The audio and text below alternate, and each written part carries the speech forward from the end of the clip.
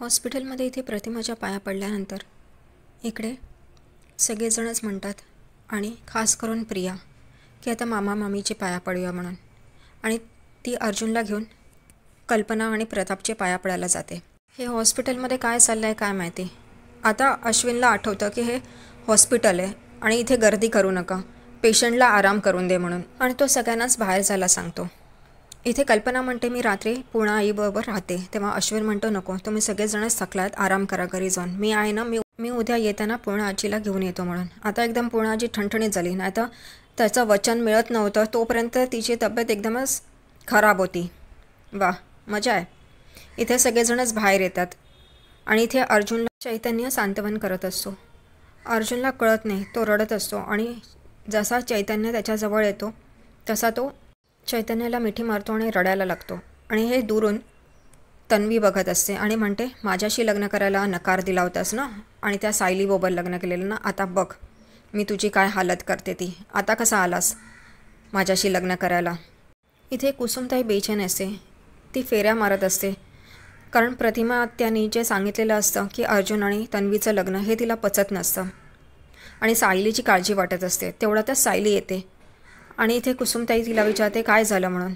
सायली गप्पच असते, ती काही बोलत नाही. इथे कुसुमताईला टेन्शन येतं, अशी का अवस्था झाली आहे म्हणून. तिला बसवते ती सोफ्यावर आणि विचारते अगं आता तरी बोल काय झालं आहे म्हणून.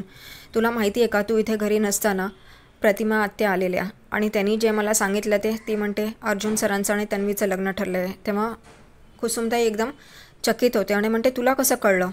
इथे अर्जुन आपल्या रूममध्ये विचार करत बसलेला असतो, त्याला कळतच नाही आता काय करायचं आहे म्हणून. मूर्खच आहे, कोणी याला वकील बनवला हेच कळत नाही. ती सामान्य डोक्याची मुलगी प्रिया, तन्वी जे पण आहे ती इतका खेळ खेळते आणि हा वकीली डोकं काही वापरू शकत नाही आहे मूर्ख माणूस. इकडे चैतन्य त्याच्याजवळ येतो आणि त्याला सांत्वन करत असतो.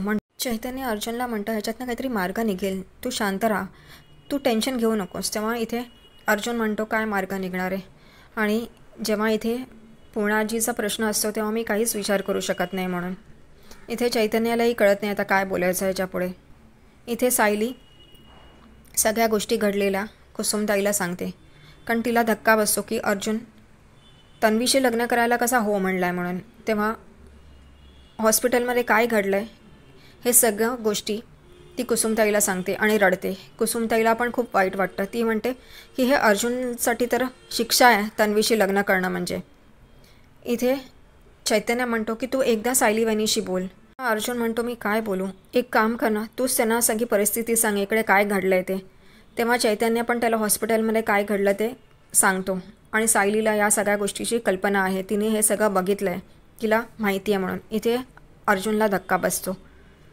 इकडे दुसऱ्या दिवशी सकाळी तन्वी आपली नाटकं सुरू करते, टेबल सजवणं, आणि विमलला सांगते त्या उषा नीट कर, हे नीट कर, ते नीट कर, कारण पूर्णाजी येणार आहे तर सगळं नीट नेटकं आणि स्वच्छ असायला पाहिजे.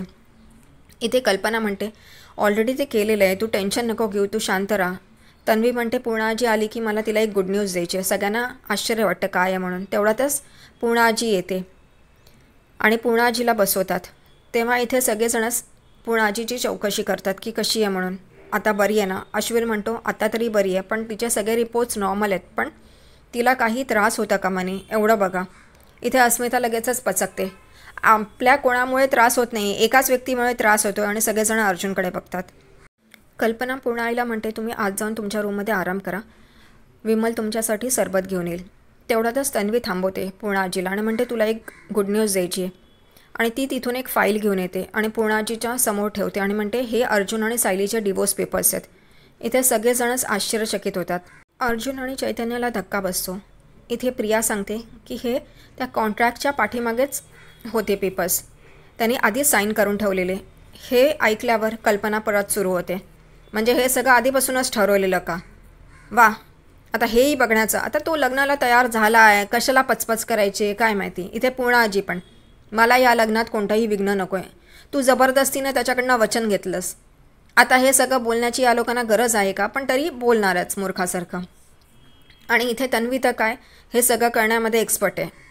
इथे अर्जुन रागाने तन्वीकडे बघत असतो, तेव्हा तन्वी पण त्याला मुद्दामून त्रास होईल असंच बघत असते. ती म्हणते की मी हे डेट घालते, कारण डेट घातलेली नाही याच्यात, आणि सबमिट करते. तेव्हा अर्जुन म्हणतो हे एका दिवसाचं काम नाही आहे. तर इथे तन्वी पण त्याला उत्तर देते, मी एका वकिलाची बायको बनणार आहे, तर एवढं कायदा तर मला माहितीच आहे. इथे अर्जुन काय बोलणार? मूर्ख आहे, ॲडव्होकेट आहे, पण अक्कल नाही, काडीचीही नाही आहे त्याच्याकडे. इकडे दुसऱ्या दिवशी सायली स्वयंपाक करत असते.